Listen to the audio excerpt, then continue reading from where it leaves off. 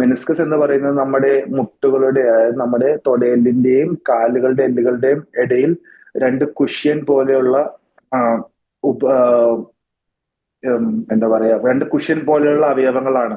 അത് നമ്മുടെ കാലിന്റെ അകത്തെ ഭാഗത്ത് മീഡിയൽ മെനിസ്കസ് എന്നും പുറത്തെ ഭാഗത്ത് ലാറ്ററൽ മെനിസ്കസ് എന്നും നമ്മൾ പറയും. ഇതിന്റെ മെയിൻ ഫംഗ്ഷൻ എന്ന് വെച്ചാൽ നമ്മൾ നടക്കുമ്പോൾ നമ്മുടെ മുട്ടുകളിലെ ചലനങ്ങൾ ഈസിയായി കൊണ്ടു നടക്കുക, അല്ലെങ്കിൽ നമ്മുടെ നടക്കുമ്പോൾ നമ്മുടെ ബോഡിയുടെ വെയിറ്റ് ട്രാൻസ്മിറ്റ് ചെയ്യുക എന്നുള്ളതാണ്.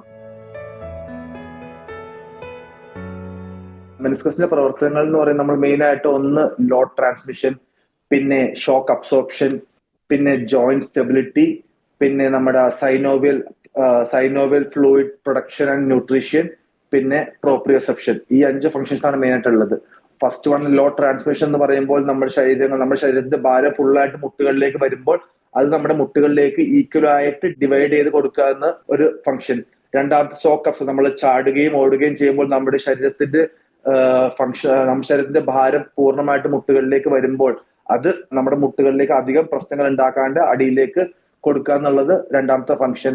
മൂന്നാമത്തത് നമ്മുടെ ശരീരത്തിന്റെ മൂവ്മെന്റ് എങ്ങനെയെന്ന് കണ്ടുപിടിച്ച് കൃത്യമായിട്ട് നമ്മുടെ മുട്ടുകൾ അതിനനുസരിച്ച് ഫംഗ്ഷൻ ചെയ്യിക്കുക എന്നുള്ളതാണ്. നാലാമതായിട്ട് നമ്മുടെ മുട്ടുകളുടെ ഇടയിലുള്ള ദ്രാവകം, അതായത് സൈനോവൽ ഫ്ലൂയിഡിന്റെ പ്രൊഡക്ഷനും ന്യൂട്രീഷനും അത് ഉണ്ടാക്കുവാനും അതിലേക്ക് ആവശ്യമായ ന്യൂട്രീഷൻ കൊടുക്കുവാനും ഈ മെനിസ്കസ് സഹായിക്കും.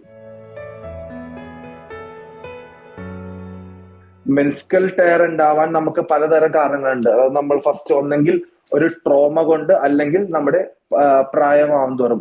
ട്രോമ കൊണ്ടെന്ന് വെച്ചാൽ നമ്മൾ കാല് ഒരു സ്ഥലത്ത് ഉറപ്പിച്ച് വെച്ചിട്ട് നമ്മൾ പെട്ടെന്ന് നമ്മുടെ ശരീരം തിരിക്കുക, അല്ലെങ്കിൽ നമ്മുടെ sports injuries like football, cricket, basket ball അല്ലെങ്കിൽ റഗ്ബി അങ്ങനെയുള്ള സ്പോർട്സുകളിൽ നമ്മൾ ഉൾപ്പെടുമ്പോൾ പെട്ടെന്ന് നമ്മൾ ഓടിക്കൊണ്ടിരിക്കുന്ന ഒരു സൈഡിലേക്ക് വെട്ടിച്ച് മാറുക, അല്ലാതെ പെട്ടെന്ന് ബോൾ എടുത്ത് ബാസ്കറ്റ് ബോൾ പെട്ടെന്ന് ബോൾ എടുത്ത് തിരിയുമ്പോൾ അങ്ങനെയുള്ള ഗതികളിലാണ് നമുക്ക് ട്രോമാറ്റിക് മെനിസ്കൽ ഇഞ്ചറികൾ ഉണ്ടാകുന്നത്.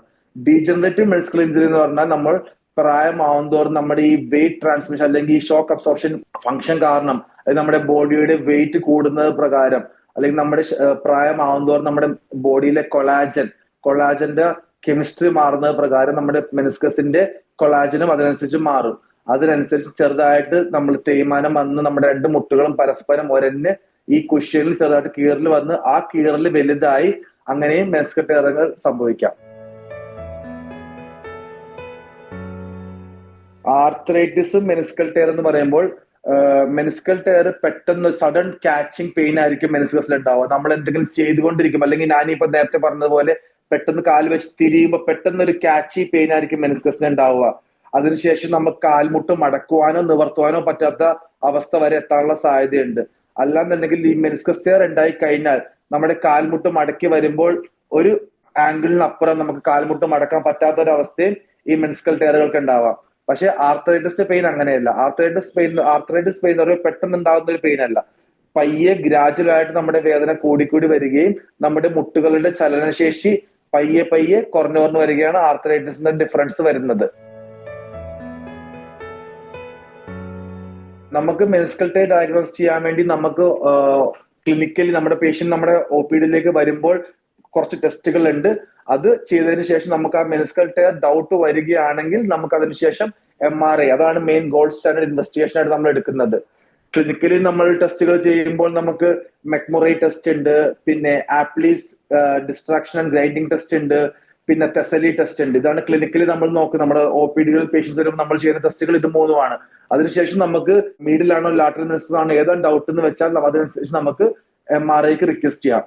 MRIയിൽ നമുക്ക് 3 സെക്ഷൻസ് വഴി നമുക്ക് MRIയിൽ എന്തോരം മെനിസ്കലിന് ടയർ ഉണ്ടെന്ന് നമുക്ക് കണ്ടുപിടിക്കാൻ സാധിക്കും.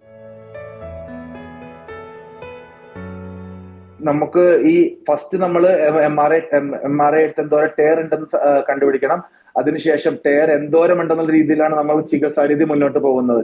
ഇപ്പൊ ചെറിയ ടയർ ആണ്, നമ്മുടെ മുട്ടുകൾക്ക് ലോക്കിങ്ങോ അതായത് മുട്ടുകളുടെ ചലനശേഷിക്കോ പ്രശ്നങ്ങളൊന്നും ഇല്ലാന്നുണ്ടെങ്കിൽ നമുക്ക് വേദന സംഹാരികൾ കൊണ്ടും കാല് 2 ആഴ്ചത്തേക്ക് ഇമൊബിലൈസ് ചെയ്തുകൊണ്ട് ട്രീറ്റ് ചെയ്യാൻ പറ്റും. അല്ലാന്നുണ്ടെങ്കിൽ മെനിസ്കൽ ടയർ MRI വലിയൊരു ടയർ ആണ്, അതായത് ഫ്രണ്ടിൽ നിന്ന് ബാക്കിലേക്ക് വരെ ടയർ ഉണ്ട്.